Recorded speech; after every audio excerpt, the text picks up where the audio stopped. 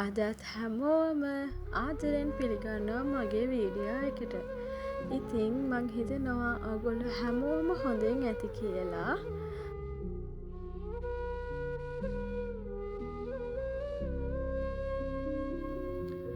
අද මම මේ අරගෙන ආපු වීඩියෝ එකේ තියෙන්නේ දවස් කීපයක් තිස්සේ මං කරපු එක පුංචි පින්කම් ගැන. ඉතින් මේ වීඩියෝ එක මේ දැන් පෙන්වන කොටස මං අරගත්තේ පහුගිය ආපදා දවස් එන්න දවස් දෙකකට කලින්. මගේ හිතේ තිබ්බ පුංචි දෙයක් නිසා තමයි මං මේ දේ කරේ. ඉතින් අපේ ගෙවල් ගාව ඉන්න පුංචි බබාලා 3 දෙනෙක් ඉන්නවා. ඒගොල්ලෝ එහෙම ලොකුවට තියන අය නෙවෙයි. ඉතින් මට හිතෙනවා ඒගොල්ලන්ට රස කෑමක් ඒගොල්ලෝ ආස විදිහේ කෑමක් මේ විදියට හදලා දෙන්න ඕන කියලා. ඉතින් ඒගොල්ලන්ට තමයි මම මේ කෑම එක හදන්නේ. ඒත් එක්කම මම ඒගොල්ලන්ට අරගත්තා පුංචි අය කන්න ආස විදිහේ පුංචි කඩචෝරු ටිකකුත්. ඉතින් මේ කෑම ටික හදලා ඉස්සරහට මම ඔයගොල්ලන්ට ඒ දේවල් ටික පෙන්නන්නම්. එහෙනම් දිගටම වීඩියෝ එකත් එක්ක රැඳිලා ඉන්න කියලා ආදරෙන් ඉල්ලනවා.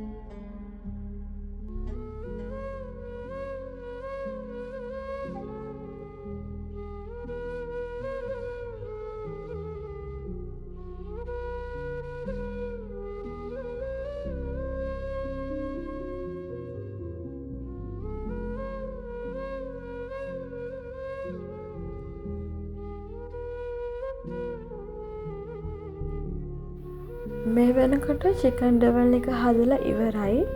දැන් මට තියෙන්නේ මේ විදිහට බටු කරි එක හදාගන්න. ඉතින් බටු කරි එක හදන අතරේ මට හිතෙනවා ඔයගලන්ට පුංචි දෙයක් කියන්න. අද මං මේ ලෑස්ති කරගන්න කෑම එක අරගෙන යන්නේ මං කියවනේ පුංචි බබාලා 3 දෙනෙක්ට කියලා. ඉතින් මං ඒක ඒගොල්ලන්ට ගෙනියන එක පෙන්නුවත් මං මේ බබාලට දෙන එක නම් රෙකෝඩ් කරන්නේ නැහැ. ඒක මට කවදාවත් කරන්න බැරි වෙයි. මොකද අසරණ කෙනෙක්ට දෙයක් දීලා විශේෂයෙන් පුංචි පැටවුන්ට දෙයක් දීලා ඒක මට නම් එයාලව අර අපහසුතාවයට පත් කරන්න එහෙම රෙකෝඩ් කරන්න බෑ. මං හිතන්නේ ඒක සුදුසු නැහැ කරන්න මගේ මතය. ඒක තව කෙනෙක්ට අනුව වෙනස් වෙන්න පුළුවන්. හැබැයි මම මේ කරන දේ මම ඔයගොල්ලන්ට පෙන්වන්නේ එකක් මේක මට මෙමරි එකක් විදිහට මගේ ජීවිත කාලේ පුරාවටම තියෙන හින්දා. අනිත් එක තමයි දවසක් මම බණ කතාවක ඇහුවා අපි කරන පිනක් තව කෙනෙක්ට ඇහෙන්න පේන්න සැලසුවම අර ඒ කෙනාටත් ඒ පින අනුමෝදන් වෙනවා කියලා. ඇස් දෙකෙන් දැකලා කන් දෙකෙන් අහලා කෙනෙක් සතුට වෙනවා කියන්නේ පින්කම කරා හා සමානව ඒගොල්ලන්ටත් ඒ පින අනුමෝදන් වෙනවා කියලා. අන්න ඒ හොඳ චේතනාවෙන් තමයි මම මේ ටික ඔයගොල්ලොත් එක්ක ෂෙයා කරගන්නේ. ඉතින් මට හිතෙනවා ඒක නිසා මේක කියන්න ඕනේ කියලා. ඒ වගේම මේ දේ දැක්කම තව කෙනෙක්ට හිතෙන්න පුළුවන් මේ දේ කරන්න. එතකොට ඒකත් ඇත්තටම ලොකු දෙයක් නේ. ආර්ථික අපහසුතාව තියෙන පුංචි පැටවුන්ට යම් කිසි දෙයක් දෙන්න පුළුවන් නම් ඔයාලගේ අවට ඉන්න. ඉතින් ඔයාලා දෙන්න. ඔන්න මේ විදිහට මම කැමරා එක හදලා ඉවර කරගත්තා. මම මේ ටික හැදුවේ එයාලා කැමති විදිහට, එයාලා ආස විදිහට. ඒ වගේම මම එයාලට කන්නරුවක් කිව්වේ කඩචෝරු ගත්ත කියලා. මෙතන තියෙනවා එයාලට මම ගත්ත කඩචෝරු ටිකයි. ඒ වගේම එයාලගේ ගෙදරට ඕන කරන පුංචි පුංචි බඩු ටිකකුයි මට පුළුවන් විදිහට ඉතින් මම අරගත්තා. දැන් මේ ටිකත් සේරම අරගෙන මම යනවා මේ පුංචි පැටවුන් බලන්න.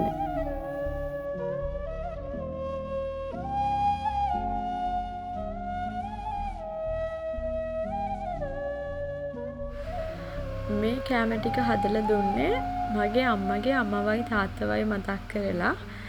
මලවුන්ගේ මාසෙනේ. ඉතින් කතෝලික අය දෙනවනේ මලවුන්ගේ මාසෙ දානේ.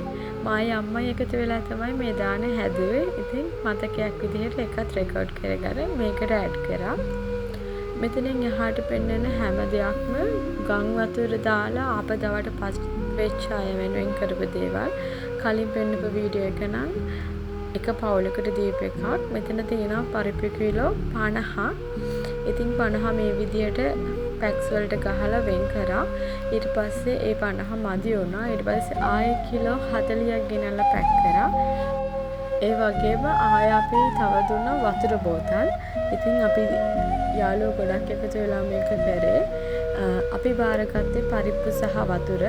ඉතින් මෙතන මම ඇඩ් කරලා තියෙන්නේ අපි බාරගත්තු කොටස අපි එක කොහොමද ලෑස්ති කරලා දුන්නේ කියලා. අපි ඒව බෙදන්න ගියපු ඒවා කිසිම දෙයක් මම දාන්නේ නැහැ. මොකද මේ හැම දෙයක්ම අපි දුන්නේ දුප්පත් අසරණ අයට නෙවෙයි. එහෙම කෙනෙක්ට දුන්නත් මම ඒව දාන්නේ නැහැ. මේ හැමෝම යමක් තිබ්බ මිනිස්සු හැමදේම නැති වෙලා ඒගොල්ලන්ට. ඉතින් එහෙම අසරණ තත්ත්වයටපත් වෙලා ඉන්නකොට අපි ඒගොල්ලන්ට පුංචි දෙයක් දීලා ඒක රෙකෝඩ් කරන එක වීඩියෝ කරන එක සුදුසුයි කියලා මම හිතන්නේ නැහැ. ඒක නිසා ඉතින් මම ඒක ඇඩ් කරේ නැහැ. ඉතින් දැන් අපි මේ බඩු ටික පාර දෙන්න යන ගමන් තමයි ඉන්නේ.